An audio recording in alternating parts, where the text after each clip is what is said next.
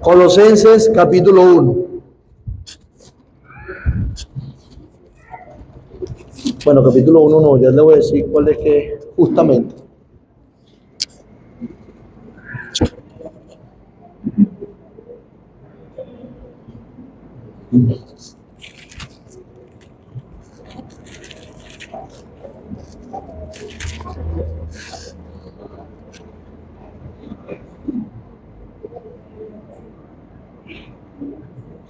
Vamos a leer desde el versículo 15 al versículo 20. Colosenses 1, del 15 al 20. ¿Estamos ubicados?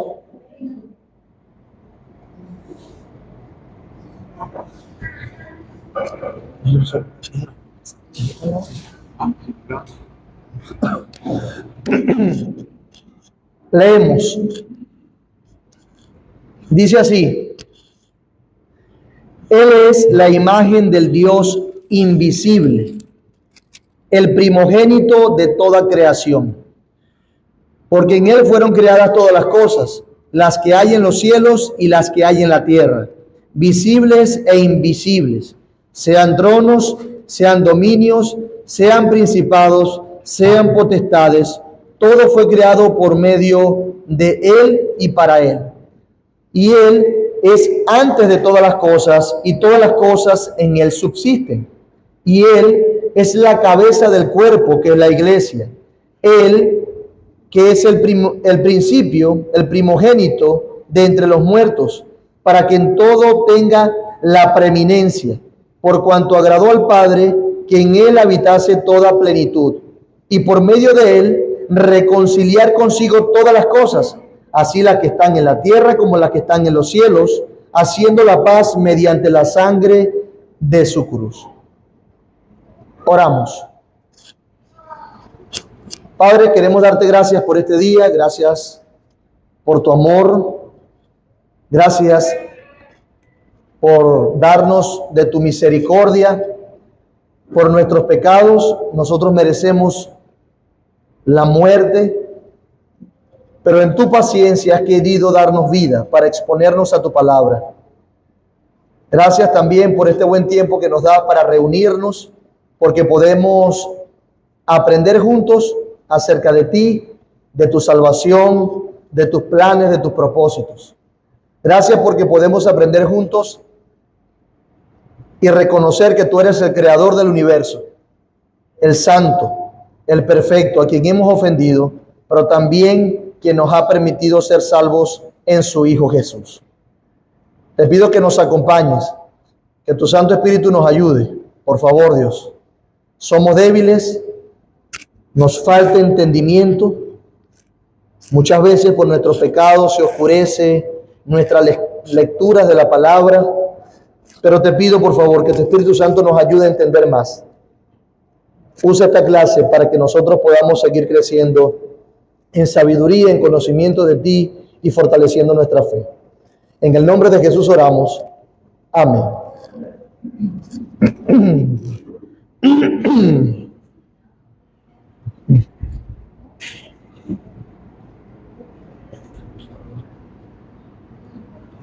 Bueno, vamos a proseguir con nuestras clases. ¿Qué es lo que hacemos de primero? ¿Cuál es la costumbre? Repasamos. Muy bien. En todo nuestro currículo llevamos hasta ahora varias clases importantes. La primera que vimos fue acerca de la conversión. ¿Qué es la conversión y qué no es la conversión? ¿Lo recuerdan? Perfecto. Luego de ello, hablamos de un término que es como complicado. ¿Cuál era? Muy bien. Ortodoxia cristiana. Muy bien. Hablamos de dogmas, hablamos de esas definiciones teológicas, académicas, que nos ayudan a entender más algunos aspectos de nuestra fe. Pero sobre todo lo que quisimos decir con eso es que lo que creemos nosotros ahora no es nuevo, sino que está anclada a la ortodoxia cristiana desde el tiempo de los apóstoles. Hablamos de 2000 años creyendo lo mismo de Dios y para la salvación de los hombres. Eso llama la atención. Eso es algo importante. Dios ha preservado su palabra durante mucho tiempo a pesar de las guerras, de los problemas, de las complicaciones, de las religiones, de las filosofías, del pensamiento humano. Lo que más ha soportado los embates del enemigo, de sus enemigos, ha sido la palabra de Dios y el mensaje de salvación. De manera que estamos seguros. No estamos creyendo cualquier cosa. Estamos creyendo la verdad. Por eso titulamos algunas de nuestras clases ortodoxia. La ortodoxia cristiana 1, 2 y 3. ¿Qué vimos en primer lugar? ¿Cuál es el fundamento de la ortodoxia? ¿De dónde sacamos el conocimiento que nosotros tenemos de Dios? ¿De dónde? Las Escrituras. Muy bien. ¿Qué decíamos de las Escrituras? De la palabra de Dios. Tiene un origen sobrenatural. Dios la inspiró y la ha preservado a través de milenios, a pesar de la distancia teológica, ideológica, idiomática que había entre las personas que escribieron la palabra de Dios. Mantienen un mismo propósito. ¿Qué más hablamos de la palabra de Dios? Muy bien, tiene un carácter imprescindible. ¿Quién puede ser salvo sin la palabra de Dios? Naranja, china, limón, francés, ¿verdad? Nadie puede ser salvo sin la palabra de Dios. Ok, pero también decíamos que la palabra de Dios es suficiente para nuestro desarrollo en la fe, para nuestro crecimiento espiritual, para conocer a Dios. Y esto ha sido un contraste claro, y como lo vamos a ver hoy en la predicación, con aquellos que necesitan algo más que la palabra de Dios para decir que son más santos o para crecer espiritualmente. Necesitan la aprobación de un hombre, la unción de un hombre, necesitan las profecías de un hombre, necesitan los sueños o las visiones de un hombre, pero eso no es así. Necesitamos la palabra de Dios. Ella es suficiente para hacernos crecer en la fe y en la piedad. Luego de eso, ¿qué vimos? Ortodoxia 2, acerca de... Muy bien, ahí vamos, exactamente. Teológicamente, cristología. Si usamos los términos de la Confesión de Fe de 1689, acerca del mediador, ¿cierto? La doctrina de Cristo, que es fundamental, es determinante.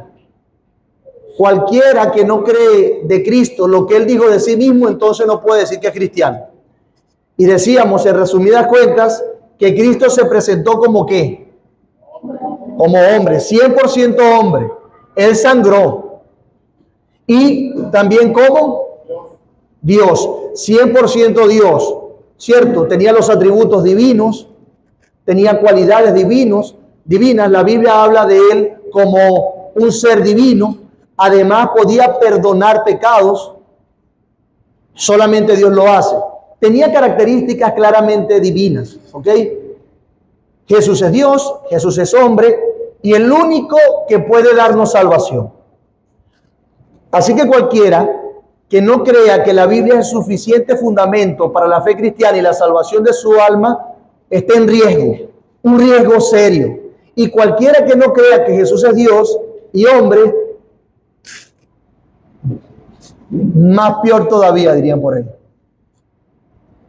Un riesgo muy serio, al punto que el apóstol Juan en su segunda carta enseña claramente que cualquiera que no traiga esa doctrina, ni siquiera comas con él.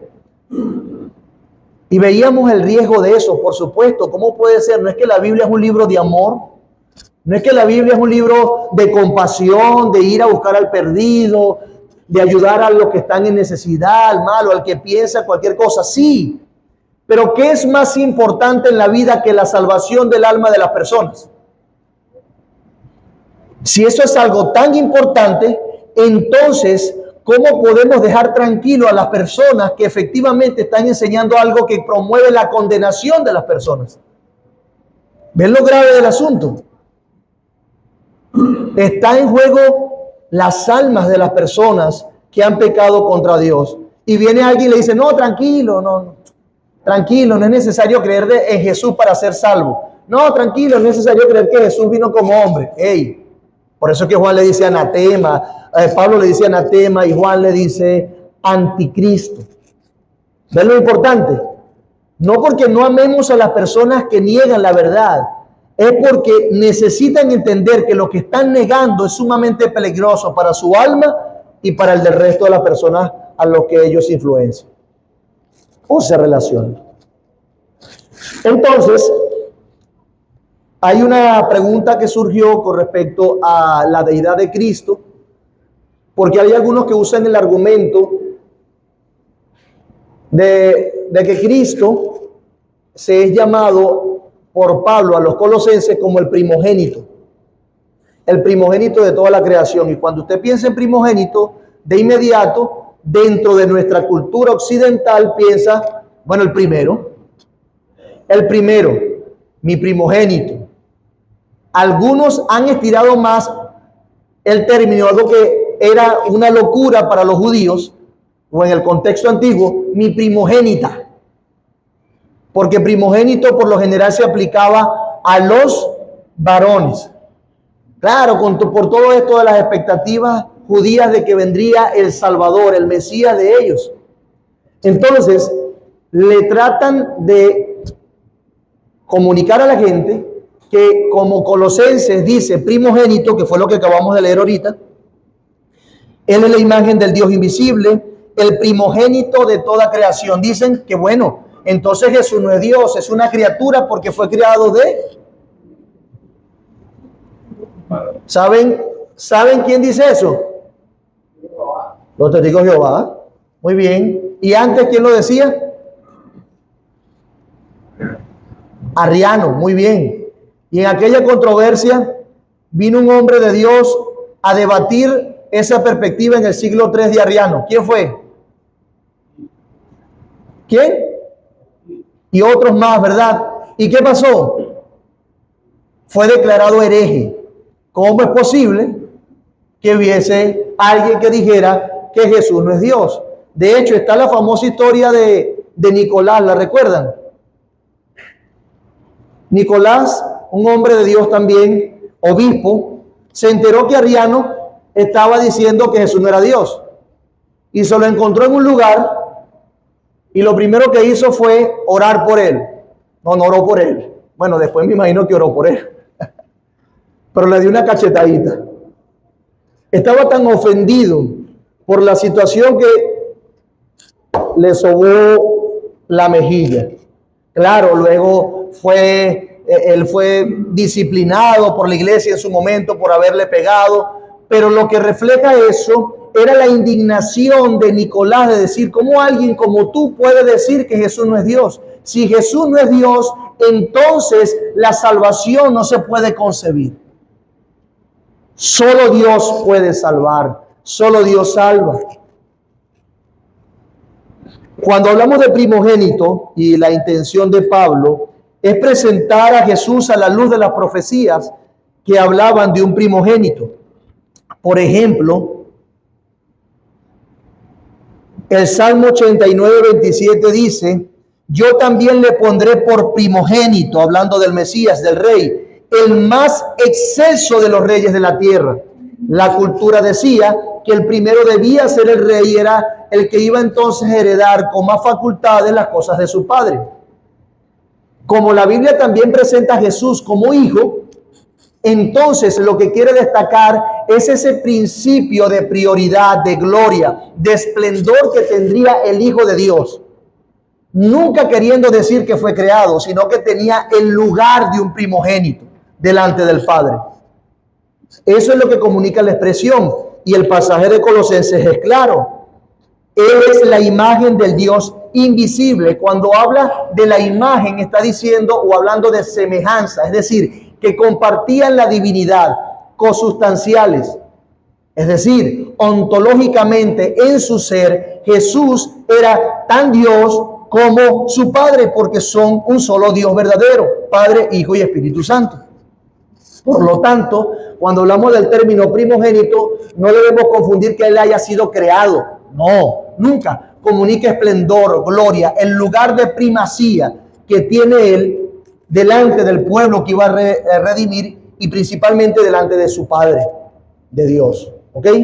¿Estamos claros? Perfecto. Habiendo dicho esto de una manera breve, vamos a continuar. Y lo que vamos a hacer es hablar o seguir hablando de la ortodoxia.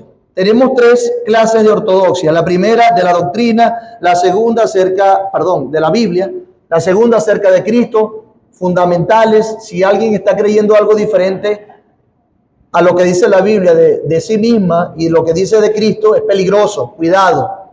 ¿Ok? Pero en tercer lugar hay otro tema que es de suprema importancia para nosotros, hablando de la ortodoxia. Y es de lo que yo creo y espero en el Señor nunca me canse de enseñar. Y es acerca de la salvación. Ese es nuestro tercer punto de la ortodoxia, la salvación. Como bien lo dice Efesios 2:8. ¿Qué dice Efesios 2:8? De memoria, levante su mano. Efesios 2:8. De memoria.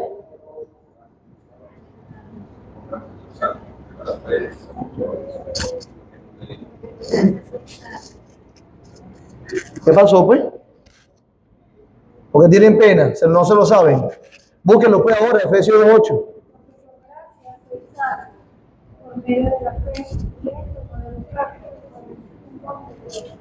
Muy bien. ¿Saben que ese versículo es como Juan 3:16? Porque de tal manera amó Dios al mundo, que ha dado su Hijo unigénito, para que todo aquel que en él crea no se pierda, mas tenga vida eterna. El versículo trillado de los evangélicos, ¿verdad? Nosotros tenemos ese siempre allí. Dios nos amó en Cristo y nos dio a Cristo. Pero también tenemos Efesios 2:8, que es de suma importancia, que forma parte de la columna vertebral de lo que creemos y que hace real y pura nuestra fe. Vamos a examinar detenidamente ese pasaje acerca de la salvación. Vamos por un momento a Efesios 2, todos, por favor, y yo voy a leer para ustedes todo el capítulo para irlo explicando y luego hacemos un enfoque acerca de la gracia y de la fe. Efesios 2, ¿lo tienen?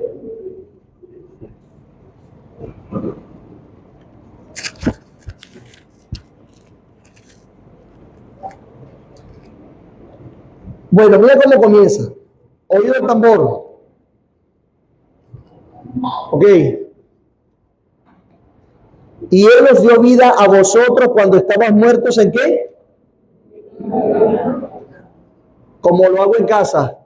¿Cuándo les dio vida? Muy bien. Es decir, que antes de tener vida, estábamos en muerte.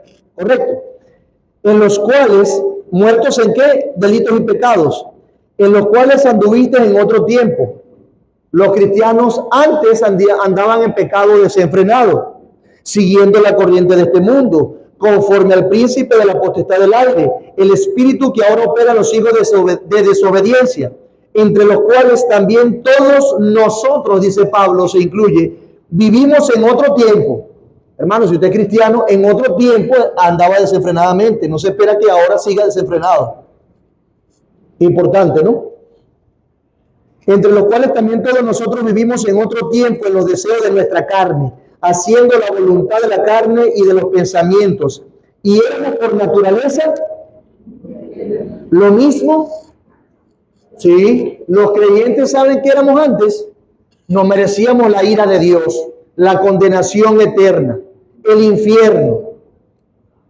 No, soy pecador y ya, he pecado y ya, no me pasa más nada. No, la consecuencia del pecado es muerte y una inmensa expectación de juicio. Dios es fuego consumidor, ira para aquellos que se rebelan contra Él y no le siguen. Por eso es que dice que éramos por naturaleza. ¿Por qué? Porque éramos pecadores por naturaleza, o somos pecadores por naturaleza y en consecuencia hijos de ira, lo mismo que los demás. Pero me empecé a portar bien, pero hice las cosas diferentes. Pero me arrepentí y pedí perdón. Bueno, cambié mis hábitos alimenticios y mis hábitos de vida. Bueno, ya dejé la fornicación. No, pero Dios, ¿sí lo ven? Pero yo nada. Pero Dios, que es rico en misericordia, ¿qué lo motivó? Su gran amor con que nos amó, aún estando nosotros muertos en pecados, nos dio vida juntamente.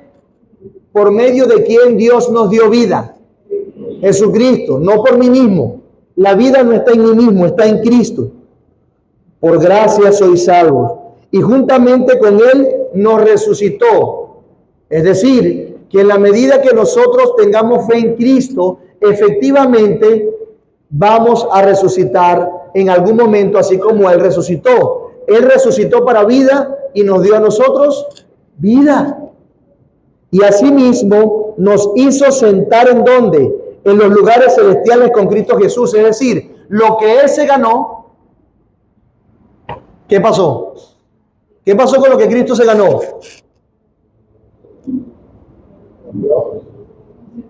Pero ¿nos los dio? ¿Nos los dio? Claro.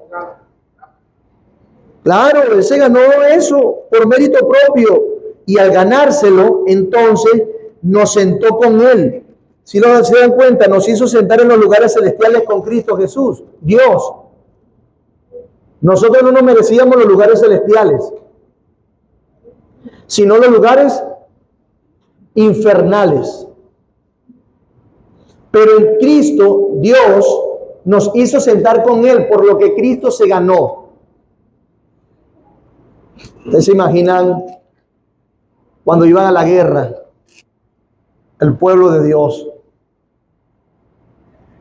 iba al ejército y se quedaban las ciudades allí, las mujeres y los niños, ¿cierto? Y gran parte del pueblo, los que no podían ir a la guerra, e iban y luchaban, y ellos ganaban ¿por quiénes? Por toda la nación. Quizás algunos no luchaban, pero ellos ganaban por todos. Es como, evidentemente, gana el Magallanes, gano yo.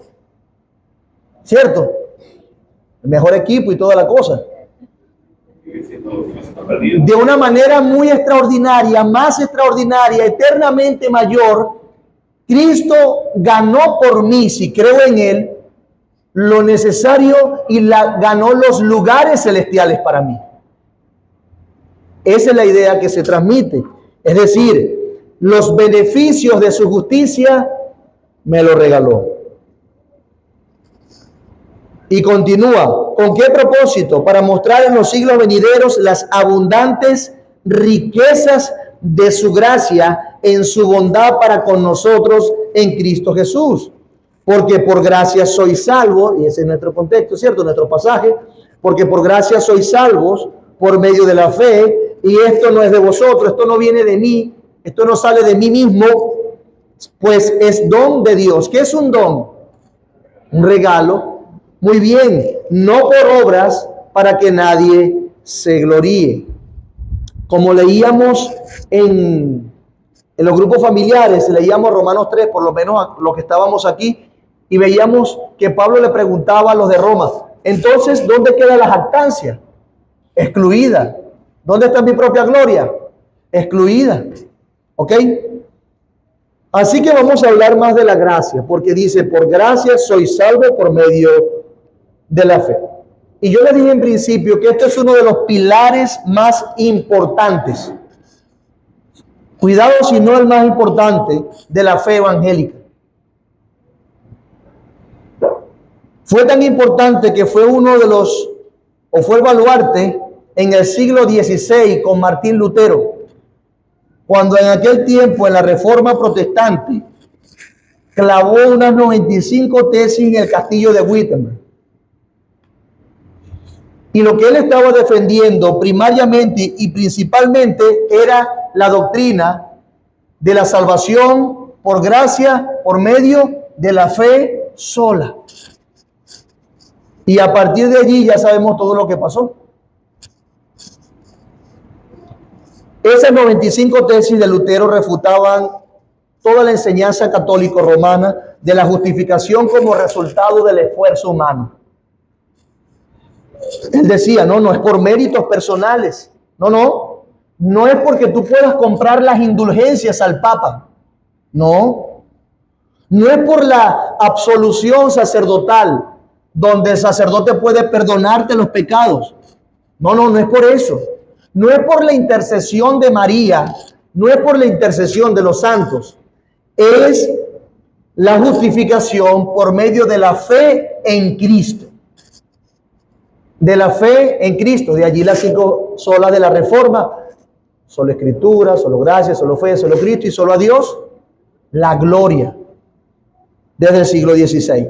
De modo que nosotros podemos decir, sin ningún temor a equivocarnos, que el protestantismo evangélico tiene la doctrina de la salvación por gracia, por medio de la fe, como un distintivo doctrinal fundamental en su sistema de creencia. Los evangélicos protestantes que salieron del romanismo católico y que en su momento también pudieron salir de la iglesia ortodoxa, tienen como estandarte la justificación por la fe sola.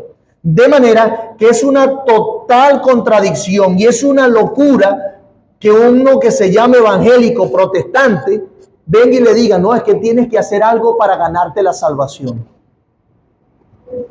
Ese salió de sus orígenes, ya no sabe lo que es, lo que cree, lo que tiene, no sabe nada. Puede ser que esté confundido, por supuesto. Puede ser que necesite luz, por supuesto. Pero si nosotros somos honestos intelectualmente y sabemos leer, cuando pase por Efesios 2, versículo 8, se va a dar cuenta que no es por obra para que nadie, ¿verdad? Está demasiado claro.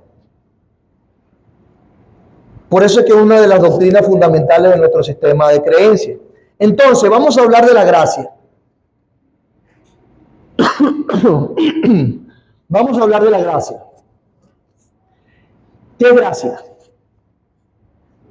O mejor dicho, salvación por gracia. ¿Qué es salvación? Levante la mano, sin miedo. Así usted crea que está redundando, no importa. Ángelo. Un rescate. Muy bien. Luis. ¿Zoom? Muy bien. Un rescate de un peligro. Gracias. Bien. Un rescate de un peligro. Ajá, Eve. Una reconciliación, sí. Cuando tú y yo estamos bravos, para mí es una salvación reconciliarme contigo. Ok. ¿Qué más? Now. Salvación es salvar, ¿verdad? Ahora, cuando nosotros usamos el término, entre nosotros, los que somos más jóvenes y tenemos alguna situación financiera apretada y necesitamos comprar algo, le decimos al otro, sálvame ahí. Porque tengo una situación de peligro inminente y necesito que me salven de algo, ¿verdad? ¿En qué otro contexto usamos la palabra salvación? ¿Cómo?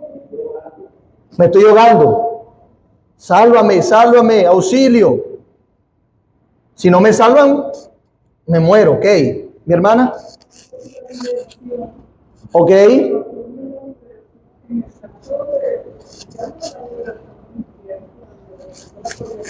Muy bien, así es. Y el punto es ese. El punto es que no estábamos en conciliación con Dios. El punto es que estábamos ahogándonos en nuestros pecados y íbamos a morir, ¿cierto? Estábamos en un peligro inminente y no nos dábamos cuenta, cegados. La ira de Dios venía y nosotros ni pendientes. Ustedes vieron la película que fue con Leonardo DiCaprio, la última, acerca de un meteorito. ¿Cómo se llamaba? No. No mires hacia arriba, en la traducción en español. El punto de la película es que venía un meteorito y ellos como científicos, astrónomos, se dieron cuenta y trataron de advertir a las personas, pero las personas estaban tan ligeras y ensimismadas en sí mismos que no hicieron nada. Cuando se dieron cuenta fue muy tarde. ¿Qué es lo que comunica eso? Y lo que la ilustración que quiero usar es que literalmente viene la ira de Dios sobre los hombres y los hombres ni pendientes. Siguen ensimismados en sus pecados. Y para eso es que existe la iglesia, para advertirle de ese infierno que bien nos recordó mi hermana allá. Eso es salvación. Salvarte, sacarte de tu situación de peligro para que no mueras. Entonces, ¿cómo es esa salvación? ¿Cuánto vale? ¿Cuánto vale la salvación? Decimos algunos, ¿verdad? No, la salvación es por gracia. No la puedo comprar. Las indulgencias, la salvación no se podía comprar con indulgencias en su momento. ¿Cómo es la salvación? Por gracia. Ahora, cuando nosotros planteamos que somos salvos por gracia, ¿qué es exactamente lo que queremos decir? Bueno, para dar esta respuesta debemos preguntarnos primero qué es la gracia. Y todos debemos saber, ¿verdad? La gracia. ¿Cómo lo definiríamos? Un regalo no merecido. Eso mismo.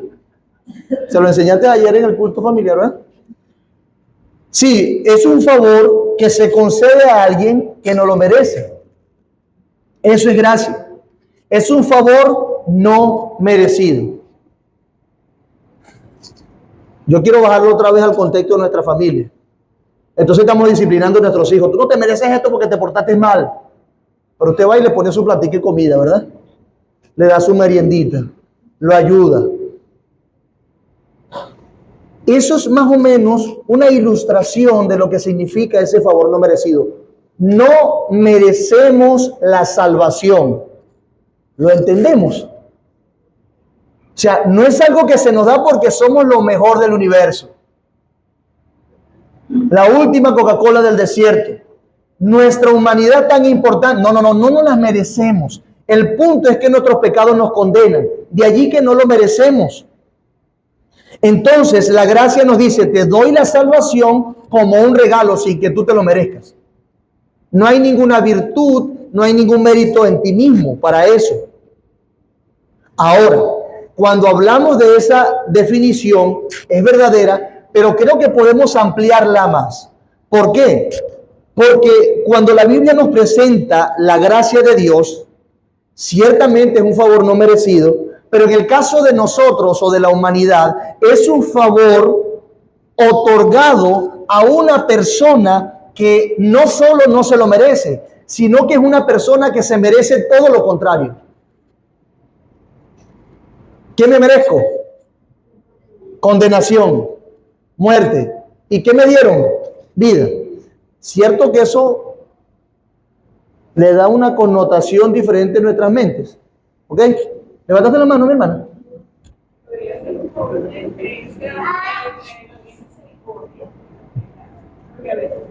Ok, ya vamos para allá. Si termino la clase y no te la hago, me recuerda.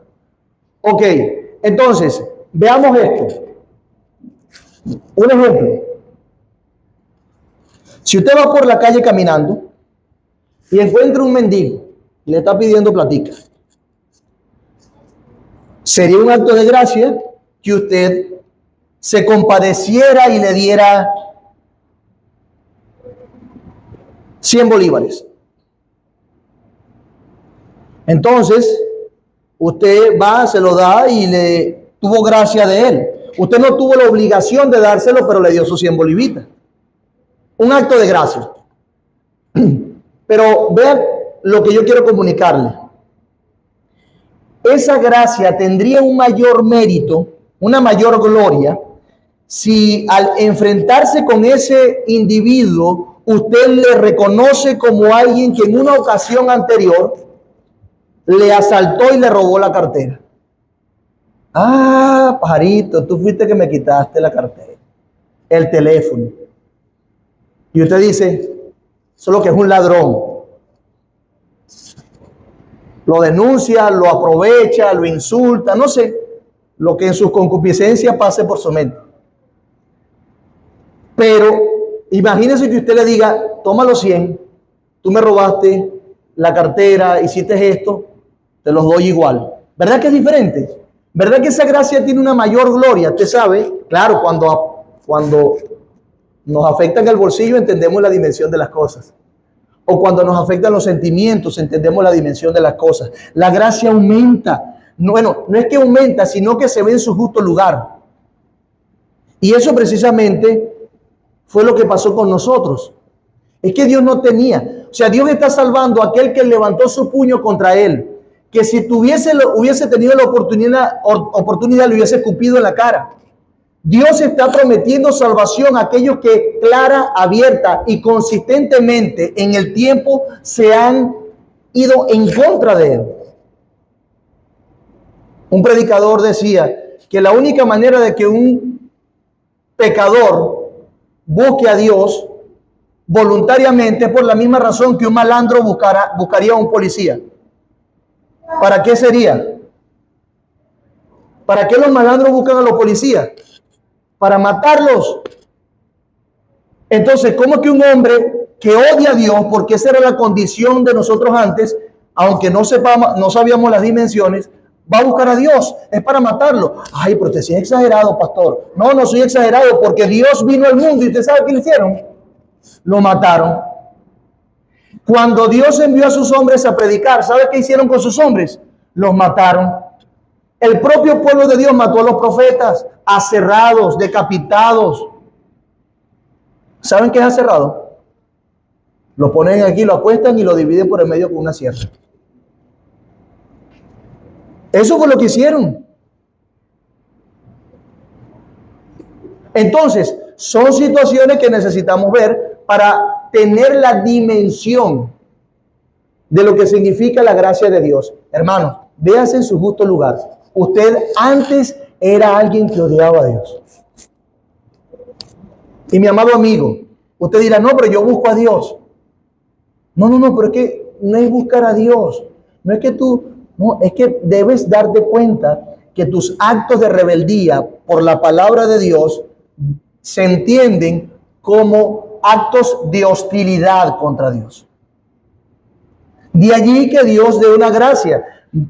Vemos lo que significa la gracia.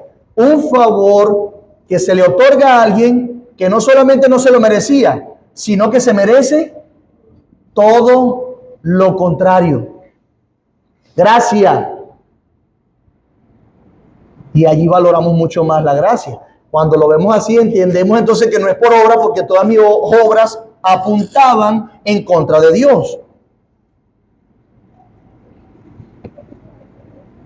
Yo creo que así es que habla la Biblia acerca de la gracia. Esa es la gracia que Dios nos confiere en la salvación.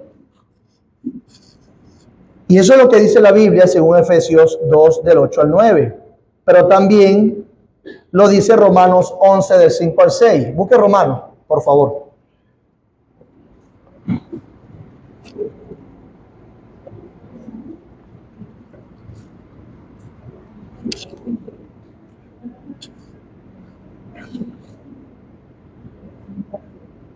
Otro que busque Tito 3, del 4 al 5. Y otro que busque 2 de Timoteo 1, del 8 al 9.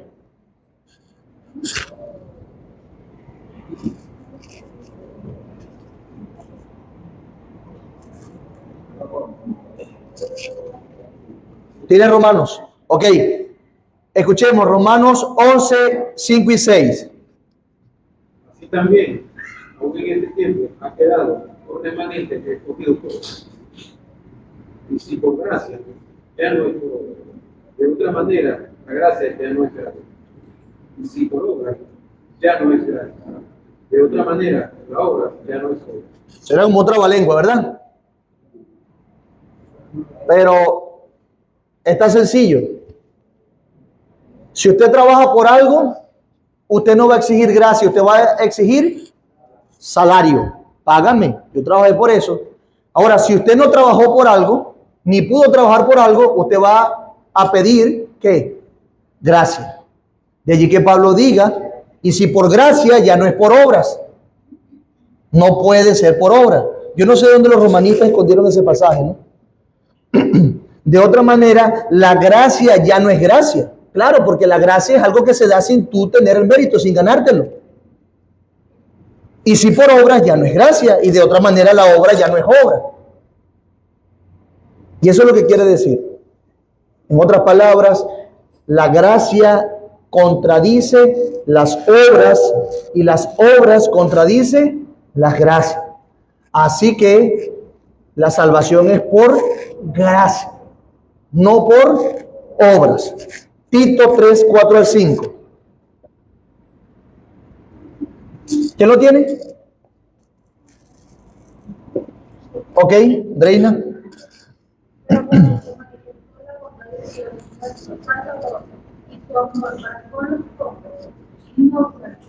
No por obras de justicia,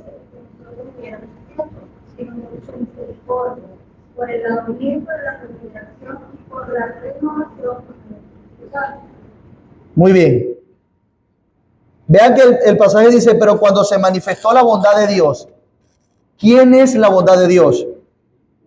Nuestro Salvador, dice.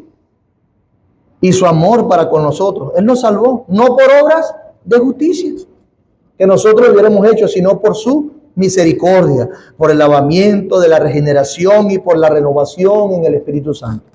Segunda de Timoteo 1, 8 y 9.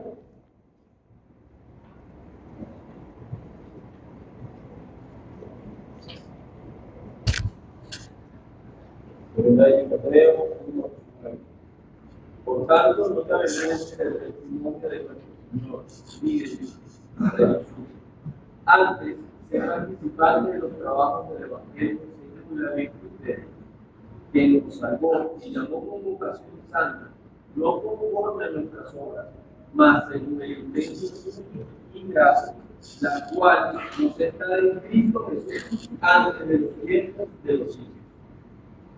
Según el propósito suyo y la gracia que nos fue dada. Una vez más, no por obras, no conforme a nuestras obras. Gracia dada en Cristo Jesús antes de los tiempos de los siglos. Hermanos, la gracia y las obras son mutuamente excluyentes. Una reflexión en sus corazones, escuchen. No, pero es que yo he hecho esto, he hecho esto, he hecho esto, he hecho esto y me merezco esto. Y es como que siguiéramos procurando la salvación por obras. En el momento en que tú te sientas más salvo por tu buena conducta, más reo del infierno eres. Eso le pasó a los fariseos. Por lo tanto, el legalismo, aquello que promueve entre las iglesias evangélicas, vístete, come, salta, un montón de reglas para decir que eres salvo, es algo fariseico y excluyente con la gracia. Pero lo que sí es que la gracia no es autoexcluyente con la piedad. Aquel que Dios salva por gracia, en consecuencia vive para Cristo. Tiene buenas obras. Las practica porque ama a Dios. Por lo tanto, hay que tener cuidado. Si tú tienes 30, 20, 15, 10, 1, 2 años en la fe y todavía sigues confiando en tus obras, en que te portaste, en que hiciste, que confiaste, en que oraste, en que leíste la Biblia, hermanos, todo eso es bueno. Pero por favor, que tu fe esté en los méritos de Cristo y nada más. Por favor, por el bien de tu alma. Decía un puritano que en sus últimos días, en su lecho de muerte, estaba luchando con Satanás, porque Satanás estaba tratando de poner en su mente la idea de que hizo tanto por el Señor que se merecía el cielo. Y él luchaba, no es por mis obras, es por Cristo, es por Cristo, es por Cristo, es por Cristo. Por gracia, Él me lo regaló. Hay un término que se usa en la confesión de fe cuando se habla de las buenas obras, que es supererogatorio. Es decir, que tú hagas más de lo que se te demanda. Pero el pasaje que intenta aclarar ese punto es que no podemos hacerlo primero. No podemos hacer más de lo que se nos demanda. Porque si hacemos lo que hacemos, dice los evangelios, siervos inútiles somos. No podemos ir más, o sea, es gracia una vez más. Inclusive nuestra santificación, ¿sabe qué es? Gracia. Entonces, ¿qué incluye la gracia? La gracia incluye dos cosas. Uno, si es por gracia, si es un regalo, si es un don, no es algo que se exige o se reclama. Bueno, si yo no puedo tener gracia, entonces ven acá, Dios. ¿Qué te pasa? Yo soy tu hijo, tú dijiste que amaste la humanidad, dame gracia. Bueno, yo peco, Dios, yo peco, déjame quieto, pero dame gracia, sálvame, a juro. No, ¿verdad? ¿Qué pasa si viene un mendigo y le exige que me tienes que dar? O el parquero le dice, me tienes que dar. O el que va a limpiarle los vidrios del carro, te lo tengo que limpiar. ¿Cómo se pone usted? Contrólate. Si yo te doy eso es por gracia, porque voluntariamente quiero, no me lo debes exigir. De allí que la misericordia y la gracia no se reclaman, se suplican, se ruegan, se piden. Señor, dame de tu gracia, regálame la salvación, yo no lo merezco, yo lo sé, Señor. Y eso implica una voluntad del que da el don, ¿cierto? Si es un regalo, es una voluntad de quien da el don. Hay una libertad en el que otorga el don. No hay nada fuera de sí mismo que haga necesario que él otorgue ese beneficio, solamente su voluntad. Solamente lo que él es. Solamente sus motivaciones. Yo te amé y te quise salvar y te salvé. ¿De quién es la gloria? Del que lo da. Y por otro lado, no solamente otorga libertad a la persona que da el don, en este caso a Dios, sino que también incluye el demérito. El demérito en el que lo recibe. Ya lo hemos dicho muchas veces. Bueno, Señor, dámelo porque no me lo merezco. Regálamelo porque no me lo merezco. Yo sé que no puedo, o sea, no hice nada para ganarlo. Regálame. Hay un demérito en el que recibe la salvación. En ti y en mí, si has creído. No hay nada que podamos hacer para que Él nos otorgue ese beneficio, solamente rogar a Él y que Él condescienda en su voluntad, en su amor, según sus planes eternos, a salvarnos. Por eso es que Pablo precisamente dice que Dios nos escogió y nos destinó para ser hijos suyos, según el puro afecto de su voluntad. ¿Por qué? ¿Para qué? ¿Según qué? Según el puro afecto de su voluntad. Efesios 1:5. Voy a decir esto para que quede claro y pasar a la fe. No hay nada, hermano. No existe nada en el ser humano que pueda mover a Dios a salvarlo. Hemos sido salvados por el puro afecto de su voluntad, porque Él lo quiso. Simplemente porque Él le plujo hacerlo. ¿Qué quiso Dios? Amarnos. ¿No merecíamos el amor de Dios? De ninguna manera. Quiso amarnos y nos amó y nos salvó. Por gracia.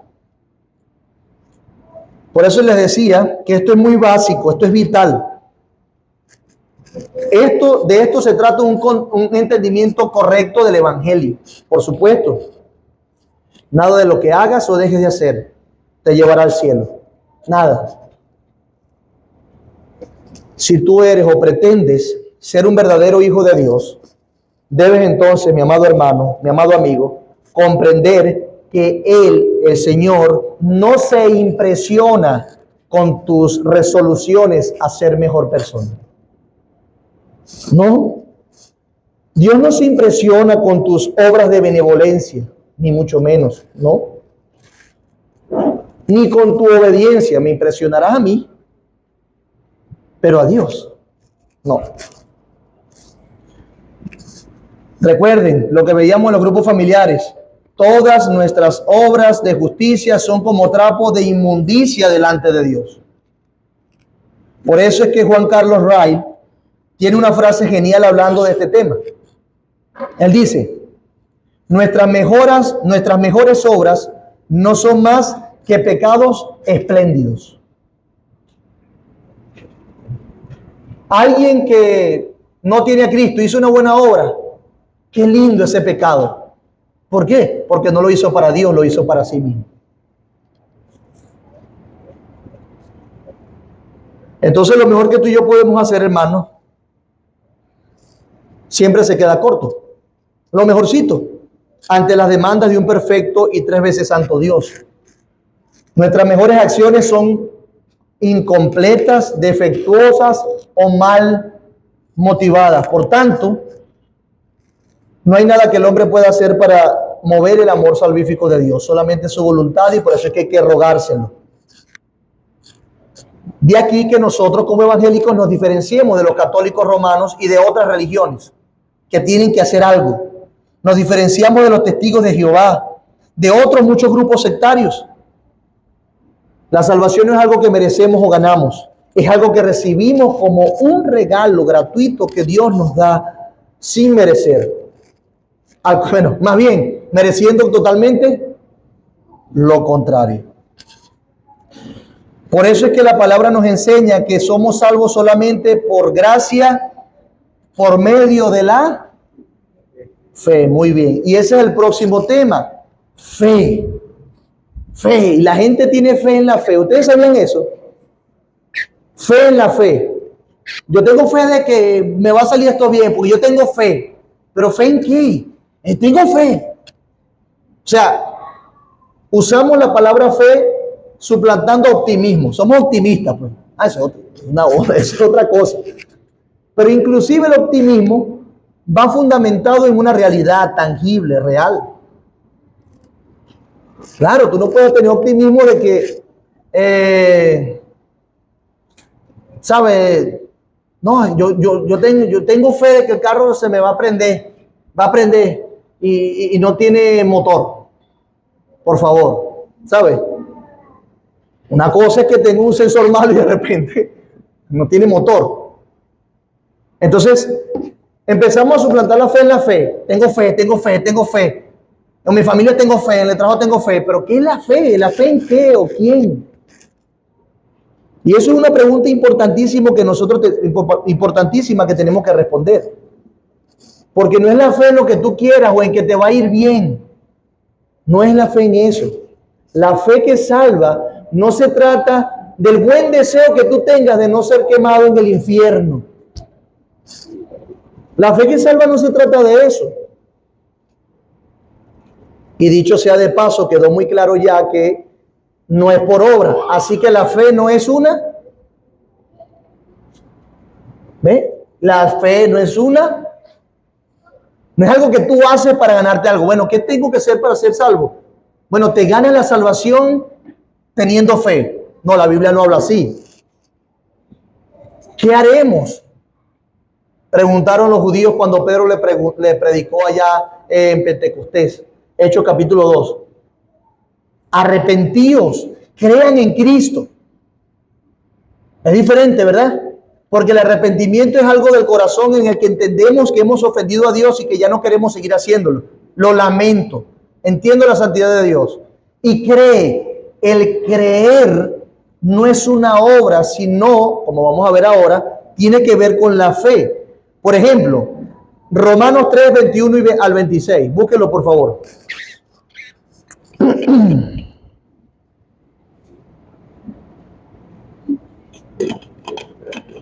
Otro que busque Romanos 5 del 1 al 2.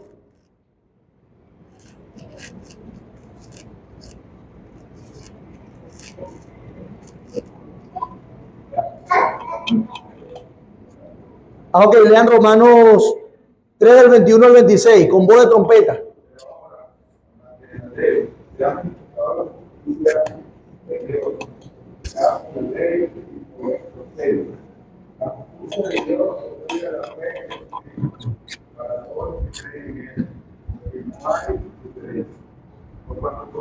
verdad, vivo, la gloria de Dios, siendo justificado gratuitamente por su gracia, mediante la redención que es en Cristo, a quien Dios puso como compensación por medio de la fe en su sangre, para manifestar a causa de haber pasado por alto en su paciencia los pecados pasados, con la vida de manifestar en este tiempo su justicia, a fin de que sea justo y justifica al que es de la fe de Jesús. Muy bien. Por cuestiones de tiempo me quedo con la última parte para tratar de afianzarlo en su mente. Con la mira de manifestar en este tiempo ¿qué? Su justicia. ¿Con qué propósito? A fin de que Él, ¿quién es Él? Jesús sea el justo. ¿Quién es el único justo en el planeta Tierra y en la historia de la humanidad? Cristo, justo. Y el que justifica en consecuencia al que es de la fe de Jesús. ¿Sí lo ven? Fe. Por eso es que Romanos 5 del 1 al 2 dice, justificado pues por la fe. ¿Justificado por qué? Por la fe. Arriba en el pasaje que nosotros habíamos leído ahorita, que leyó mi hermano, dice gratuitamente por su gracia. Una vez más. Ahora, Romanos 5 dice, justificado pues por la fe, tenemos paz para con Dios. Si ahora tenemos paz para con Dios, antes que teníamos guerra. Había un pleito. ¿Cierto? Nada más y nada menos con Dios. Por quien tenemos paz con Dios por medio de nuestro Señor Jesucristo, por quien también tenemos entrada por la fe a esta gracia en la cual estamos firmes y nos gloriamos en la esperanza de la gloria de Dios. Hermanos, cuando nosotros entendemos nuestro pecado y nosotros reconocemos que somos culpables delante de Dios, un ejercicio, ¿cuántos han reconocido aquí que son culpables delante de Dios? Ok. Entonces, cuando reconocemos eso, nos damos cuenta que no hay nada que nosotros podamos hacer para salvarnos. Que necesitamos de alguien que nos salve, que tome nuestro lugar, que nos ayude.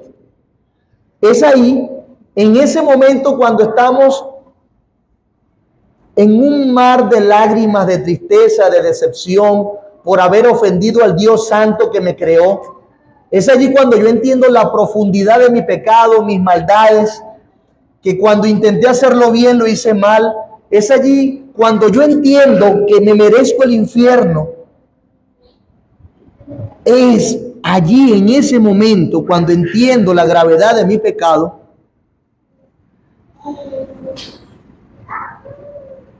es cuando entiendo que necesito a alguien que me ayude. Ya no puedo más. Ayúdame, ayúdame, Señor. Ayúdame. No puedo más. No tengo cómo. No tengo a dónde ir. ¿Quién soy yo en mi fuerza, Señor? ¿Cómo me escapo de ti? ¿Cómo huyo? Si voy a lo alto, allí estás tú. Si voy a lo profundo, allí estás tú. Si voy a mi derecha, al norte, al sur, al este, al oeste, allí estás tú. ¿A dónde me escapo de ti, Señor? Solamente en ese momento es cuando nosotros necesitamos o reconocemos que necesitamos que otro nos salve. Y es ahí cuando pasamos a depositar nuestra fe en que lo que la Biblia dice que Cristo hizo para salvarnos. Y lo hizo en la cruz. Y lo que hizo en la cruz entonces entendemos que es suficiente para justificarnos delante de Dios. Por lo tanto, en un acto de fe, clamamos a Él que nos salve. Pero noten que la fe comienza creyendo que Dios es santo, que yo soy pecador y que me merezco el infierno y que solamente otro puede salvarme. La fe cree eso primero. La fe no cree, Señor, sálvame, pero eres pecador, arrepiéntete. No, yo estoy bien, sálvame. No, la fe está actuando cuando tú estás humillado delante de Dios reconociendo tus maldades.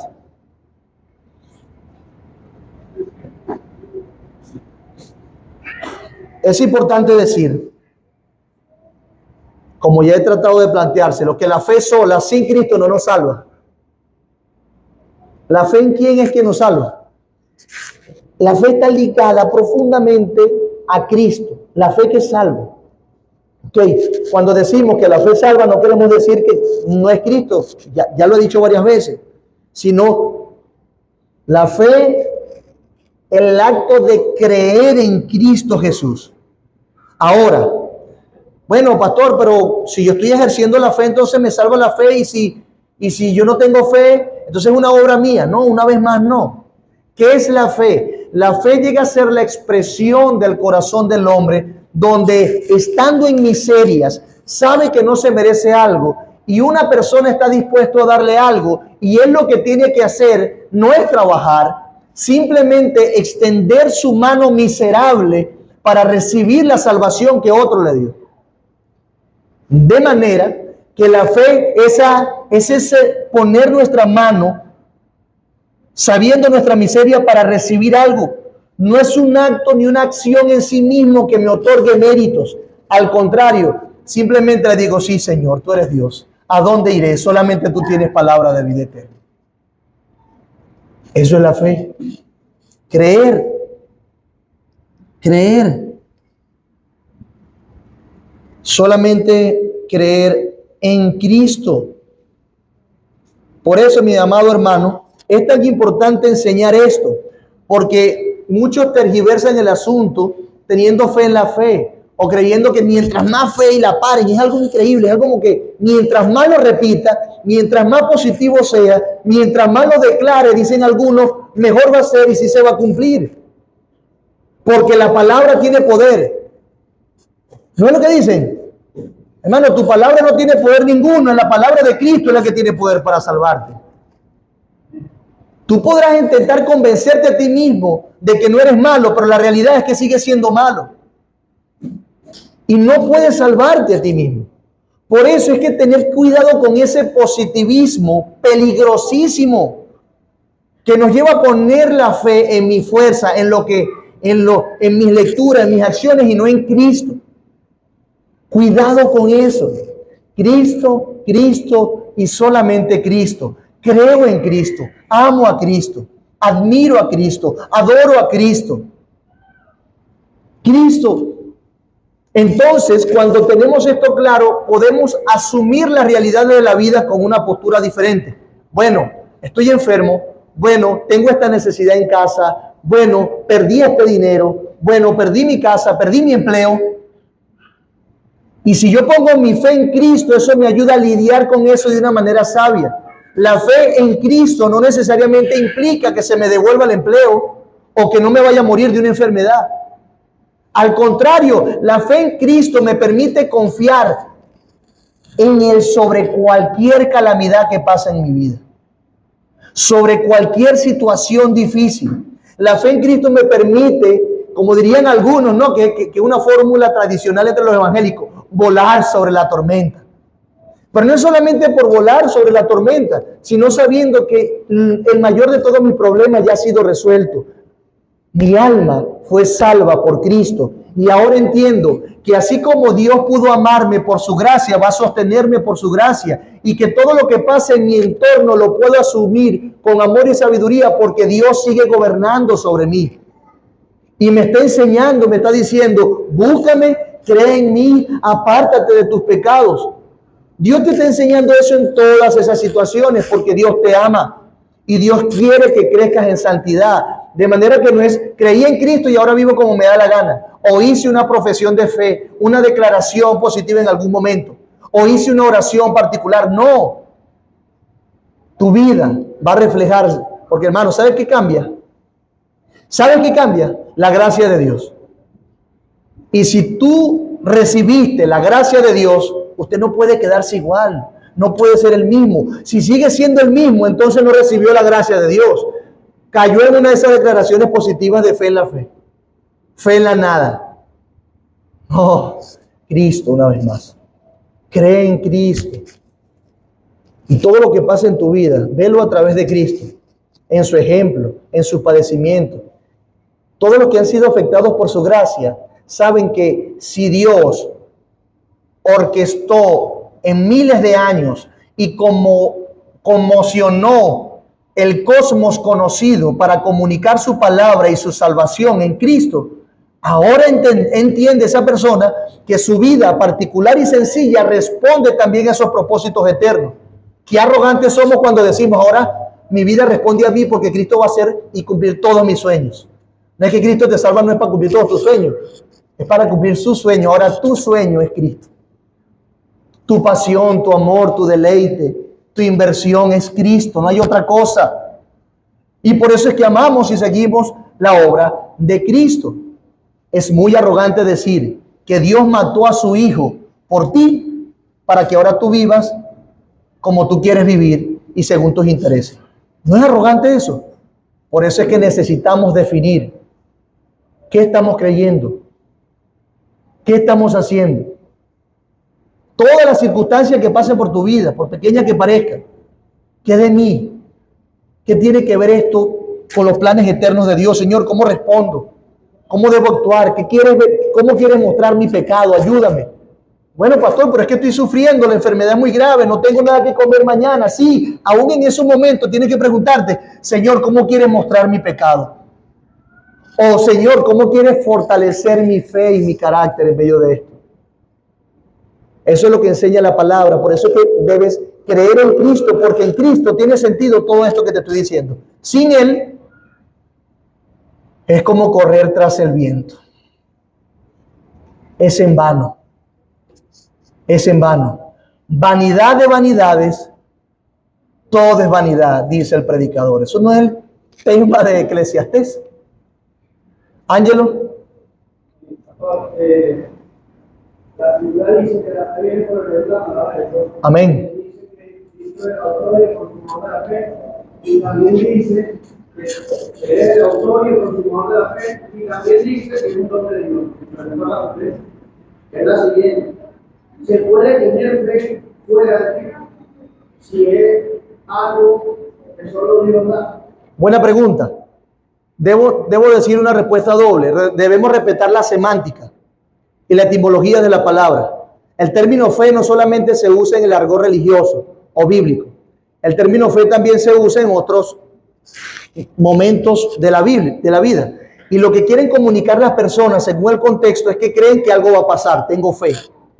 Pero cuando hablamos en el argot bíblico, cuando hablamos en términos soteriológicos o de la salvación, efectivamente, cualquiera que ejerce la fe en Dios para salvación se tiene solamente en Cristo Jesús. De lo contrario, no hay ninguna fe. Por eso es que lo comparábamos con positivismo, con otras expresiones que no tienen que ver con la fe salvífica, con lo que te lleva a Dios. Así que debemos ser honestos intelectualmente y eso es algo que debemos cultivar como cristianos. Honesto intelectual es tomar la palabra, cómo la usas en este contexto, que es lo que acabo de hacer. Sí, las otras personas usan fe así, así, así. Pero la Biblia, respecto a la salvación, no trata de esa fe. La fe para salvación siempre puede ser concebida solamente en Cristo Jesús, quien es el autor y consumador de nuestra fe. Es un don, lo da el Espíritu Santo a las personas para que crean. No es algo que yo me saco del bolsillo o que tenía guardado. O no es algo que viene de mí mismo. No es algo que sale de mi ser. Sale de la obra salvífica de Dios por su Espíritu. Entonces, ojo con eso. Y qué bueno porque podemos seguir redundando en lo mismo. Ojo con eso, ¿ok? ¿Alguna otra pregunta? Comentario, doctor. Pase adelante. Una vez preguntaban a Paul Washer cuántas religiones había. Y él respondió, solamente hay dos. Aquellas que creen que la salvación es por obra y las cristianas que creen que la salvación es por obra. Solamente hay dos religiones. Claro. Y una de ellas está equivocada. Una de ellas está equivocada.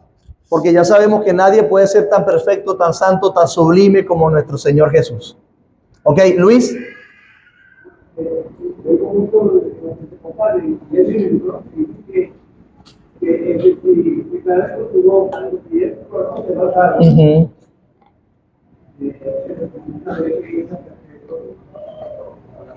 Ok, te voy a resumir, porque yo te quiero mucho a ti. Y esa declaración de si creyeres con tu boca que Jesús es el Señor, está diciendo precisamente eso. Si confesares con tu boca, si confiesas con tu boca, lo que el Pablo está tratando de decir es que si tu boca es capaz de confesar a la luz de lo que tú crees en tu corazón que Jesús es el Señor, serás salvo. Además, lo que no está diciendo es que cualquiera que dice esa expresión es salvo. No, porque el que dice esa expresión realmente entiende que Jesús es su Señor y lo gobierna en todos los aspectos. ¿Cómo se ha usado mal eso? Es que algunos dicen, creen en el Señor Jesucristo y serás salvo. Que si confesares con tu boca que Jesús es el Señor, serás salvo. Y dice, bueno, yo hice esa oración y soy salvo. Y viví en su vida como quiere. Pero la oración es inconsistente con su vida porque cree en el Señor. Pues confiesa con tu boca que Jesús es el Señor. Además, cuando se dijo esa expresión, Pablo estaba descansando esa expresión en todo lo que dijo antes. Las cartas del Nuevo Testamento no se leen como nosotros las leemos ahorita. Cuando llegaron a Roma se leyó completa. De manera que comenzando por el capítulo 1, eso está en el capítulo 10, hasta el capítulo 10 ya toda la gente en Roma tenía un contexto. ¿Cuál? El que acabamos de leer, que somos salvos por gracia por medio de la fe. Y esa confesión de boca era una expresión pública ante su contexto de identificación. Nunca quiso Pablo decir que esa oración salvara a alguien, sino que era la expresión de un corazón convertido. Por eso es que no podemos poner nuestra fe una vez más en otra cosa que no sea Cristo, en una confesión. ¿Ok? ¿Quién levantó la mano? Freddy. Hoy no tiene tanto frío. Ok. Tenemos la fe objetiva y la fe subjetiva. Ok. La fe subjetiva es, por ejemplo, cuando digo, bueno, hoy me juego el 45 y tengo que me lo gano. O mañana voy a salir a buscar trabajo y sé que. Pero la fe objetiva es la que tenemos nosotros que está en el Señor. La que verdaderamente responde a nuestras necesidades espirituales. No una necesidad, no una fe subjetiva como generalmente en la cotidianidad lo llevamos. Eso es algo que quería. Claro, sí. Es que esa fe subjetiva es la que no es objetiva. Sí, la que no se mantiene en un fundamento firme que es Cristo Jesús. Y, si yo, en cuanto a las religiones, yo coloco a Sanaire, y entonces a Sanaire ya ese pasa a ser Dios. Pero yo soy el perecido a Sanaire, que es el que le tiene que cumplir. Pero en el caso de la fe objetiva, yo tengo que hacer a Dios, yo tengo que obedecer a Dios. claro. La fe clara, real, objetiva te lleva a Dios. O la que da Dios, como dijo Ángelo. Ok. Ok, entendí. Creo que Luis y terminamos. ¿Quién más levantó?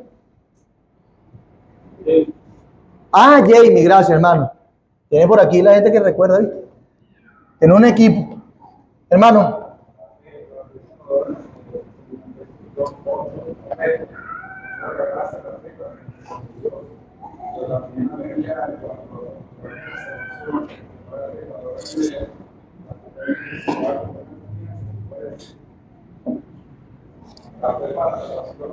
¿Que confiar en Cristo? Sí, tiene las mismas raíces, claro. Pistos, por supuesto, se traduce según cada contexto diferente. Confianza, creer y fe, todo que apunten a Cristo. A Cristo. No, por supuesto. Nadie puede tener fe en Cristo si Dios no se lo da como don. ¿Ok? Y por eso es para su gloria. Ahora, la diferencia entre gracia y misericordia es que misericordia es que no se te da lo que tú mereces. La gracia te da lo que no mereces, pero te mereces algo. Y Dios está teniendo misericordia cuando tú estás en miseria. Y teniendo que destruir, no destruye. Está teniendo misericordia, ¿ok?